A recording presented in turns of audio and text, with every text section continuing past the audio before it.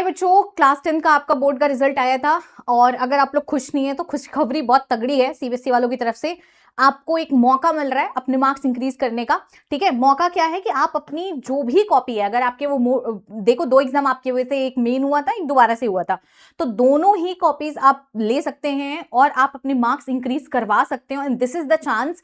लेकिन जो प्रोसीजर है उसे समझना बहुत इंपॉर्टेंट है और जो विंडो है अप्लाई की बहुत स्मॉल है, तो एक बार के लिए जरा समझो। देखो आपके पास 3 स्टेप आते हैं। ठीक है, हम एक पेज ओपन कर लेते हैं, इसी पे आपको हम हर एक चीज समझा देते हैं बहुत छोटा सा। देखो यहाँ पे आपके पास सबसे पहली चीज तो 3 स्टेप होती है। एक होती है कि आपको अपनी स्कैन्ड कॉपी लेनी होती है, दूसरा होता है वेरिफिकेशन ऑफ मार्क, तीसरा होता है रीइवैल्यूएशन। मेरी बात ध्यान से सुनो, आप कोई भी प्रोसीजर के अंदर पार्टिसिपेट नहीं कर सकते हैं अगर आपने अपनी कॉपी स्कैन्ड नहीं मंगाई है। So this is mandatory step.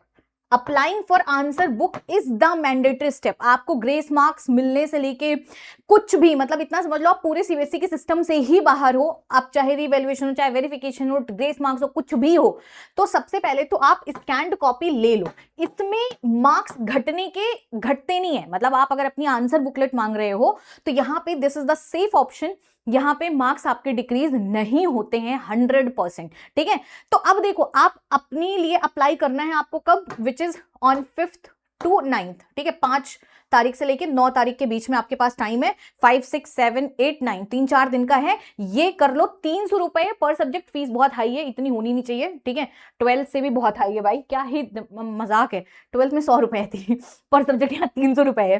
ठीक है, उसके बाद दूसरा स्टेप हमारे पास आ सकता है। अच्छा, आप अपनी मेन वाली की भी कॉपी ले सकते हो, मेन बोर्ड एग्जाम की, और दोबारा जो आपने दिया उसकी भी ले सकते हो। दोनों में से कोई एक भी ले सकते हो, दोनों भी ले सकते हो। ठीक है, आपके पास ऑप्शन है। अब आपके पास कॉपी आ गई, ठीक है, आपने अप्लाई कर दिया, उसके 1-2 दिन के अंदर उसी पोर्टल पे आपकी कॉपी आ जाती है। अब आप उस कॉपी को ओपन कर लो। ठीक है, सीबीएसई की मार्किंग स्कीम पे चले जाओ। अब आप मिला लो कि आपकी, अगर आपको लग रहा है कि आपके मार्क्स कहीं कैलकुलेट नहीं हुए, किसी क्वेश्चन में मार्क्स दिया नहीं गया है, कैलकुलेशन मिस्टेक है, तो आप वेरिफिकेशन के लिए अप्लाई करोगे। क्या करोगे?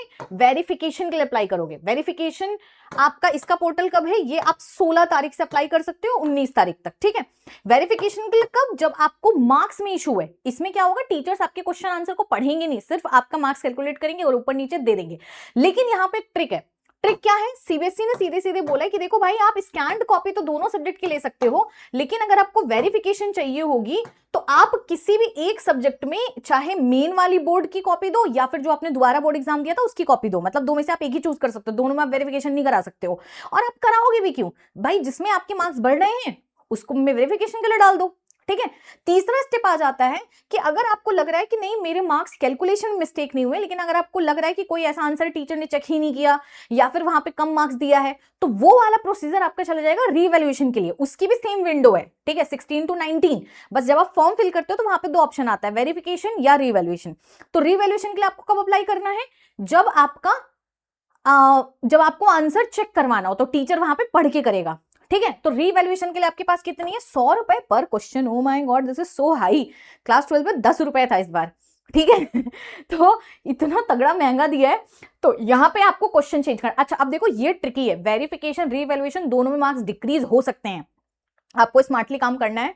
ठीक है, आप, लेकिन हाँ, जिस क्वेश्चन को आप अप्लाई करोगे सिर्फ उसी क्वेश्चन में, बाकी क्वेश्चन में अगर आपको लग रहा है कि सपोज क्वेश्चन नंबर 2 में टीचर आपको लग रहा है 2 मार्क्स देना चाहिए बट उसने 3 दिया है, ठीक है, लेकिन क्वेश्चन नंबर 3 में आपको लग रहा है यार इसमें मेरे को 3 मिलना चाहिए, 1 ही मिला है, तो आप ये मत डरो कि हम क्वेश्चन नंबर 3 का रिवोल्यूशन डालेंगे तो कहीं टीचर 1 का मार्क्स ना काट ले। नहीं, सिर्फ जिस क्वेश्चन नंबर को आप अप्लाई करोगे टीचर को उसी क्वेश्चन में ही, उसी आंसर में ही मार्क्स में चेंजेस करना अलाउड होता है, बाकी क्वेश्चन आंसर वो नहीं टच करेंगे। ठीक है, so it will not happen. ठीक है, कुछ कुछ बच्चों के साथ हो गया था बाय मिस्टेक 12th में इस बार, लेकिन वो थोड़ा केस वस करके या अप्लाई करके कंप्लेन करके वो रिट्रीव हो जाता है। ठीक है, तो ये आपकी टोटल चीज है। देखो, वेरिफिकेशन रीवैल्यूएशन में से किसी एक स्टेप में भी आ सकते हैं। अगर आपको लग रहा है कि नहीं कैलकुलेशन में मिस्टेक है और मार्क्स की आंसरिंग में भी गलती है, तो आप वेरिफिकेशन रीवैल्यूएशन आप दोनों ही स्टेप के लिए अप्लाई कर सकते हैं। ठीक है, सो ये आपके पास तरीका है। आप मुझे बताइए, are you happy with this? और आपको कोई और इंफॉर्मेशन चाहिए क्या? किसी चीज को लेके कंफ्यूजन है या फिर आपके बोर्ड्स के मार्क्स कैसे रहे? Are you happy with this or what do you think of all this? Just let me know your opinion. Okay, bye bye.